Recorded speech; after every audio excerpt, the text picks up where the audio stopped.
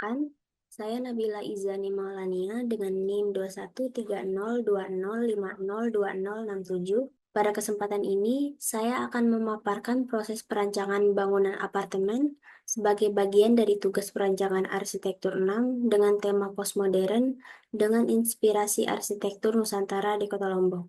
Dengan selaku koordinator Bapak Dr. Indra Bakti Sangawan STMT dan pembimbing Bapak Insinyur Syahrozi MT dan Bapak Dr. Mandarin Guntur STMT. Presentasi ini akan menjelaskan tahapan desain yang saya lakukan, mulai dari studi konteks dan analisis tapak, hingga perumusan konsep rancangan melalui pendekatan sublanggam postmodern yang mempertimbangkan aspek fungsionalitas, estetika, serta keterkaitan dengan lingkungan sekitar.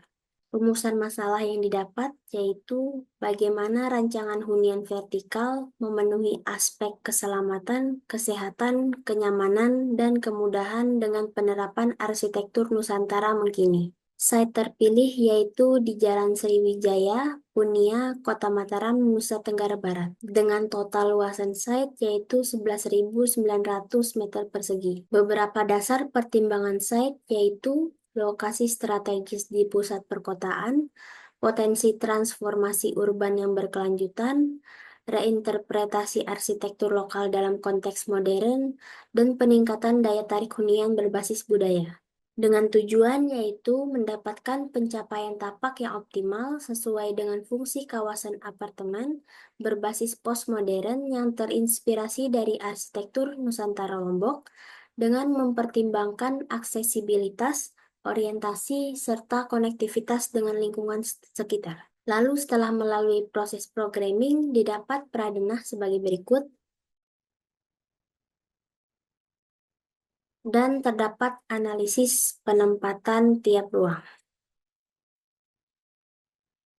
Untuk sublanggam yang didapat yaitu arsitektur eksplisit meta-classicism dengan tipe masing monolitik yaitu massa tunggal dan tipe visual stereotomik yaitu eksplorasi dinding pembungkus. Lalu untuk konsep desain yang didapat dimulai dari pencahayaan dengan dibuat void di tengah area bangunan dapat memaksimalkan cahaya alami tersebar rata. Lalu bentuk menggunakan bentuk geometri dasar dan menambahkan aksen budaya suku Sasak dengan membuat tanjakan atau tangga dan pemasangan stone cladding. Lalu gambar di samping merupakan gambar danah identikal yang ada pada lantai bangunan apartemen. Terlihat bahwa susunan denah menggunakan sistem grid sama seperti yang ada pada rumah Sasak. Lalu secondary skin terinspirasi dari motif lokal yang ada di daerah Lombok. Kemudian dilakukan pemilihan material untuk secondary skin, yaitu menggunakan perforated metal. Hasil desain akhir terlihat pada gambar di samping dengan ukuran lebar tertera. Secondary skin merupakan bidang dua dimensi yang mengacu pada tipe visual stereotomik. Lalu fasad bangunan mengambil bentuk atap lumbung padi yang melengkung. Bentukan ini ditransformasikan ke dalam bentuk yang lebih sederhana dan didapatkan hasil desain akhir seperti pada gambar di samping.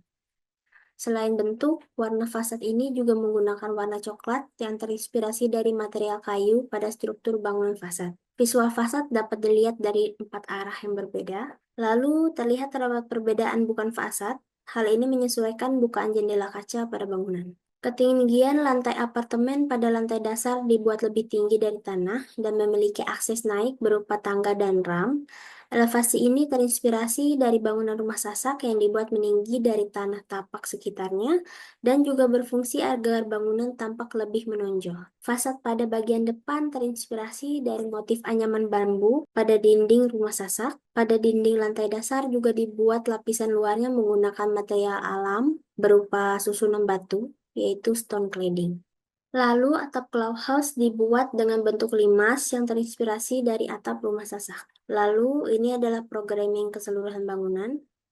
Selanjutnya gambar kerja dimulai dari block plan, site plan, layout plan dengan skala 1:500, tampak lingkungan dengan skala 1:500, potongan lingkungan, denah lantai dasar, lantai 1, lantai 2 sampai 3, denah lantai 4 sampai 6. Di sini terdapat dua tipe, yaitu tipe 2 kamar dan tipe studio. Denah lantai 7 sampai 9, terdapat tipe 2 kamar dan tipe 3 kamar. Lalu tampak depan dan kanan, tampak belakang dan kiri, potongan, isometri utilitas bangunan. Di sini terdapat jaringan listrik dan transportasi vertikal dan tangga darurat. Lalu perspektif eksterior dan perspektif interior. Lalu isometri struktur bangunan dengan balok ukuran 300 kali 550 dengan ukuran 30 kali 55 dan kolom 46 kali 60. Lalu isometri keseluruhan bangunan. Sekian dari presentasi saya. Jika ada salah kata maupun kekurangan, mohon dimaafkan. Sekian dan terima kasih.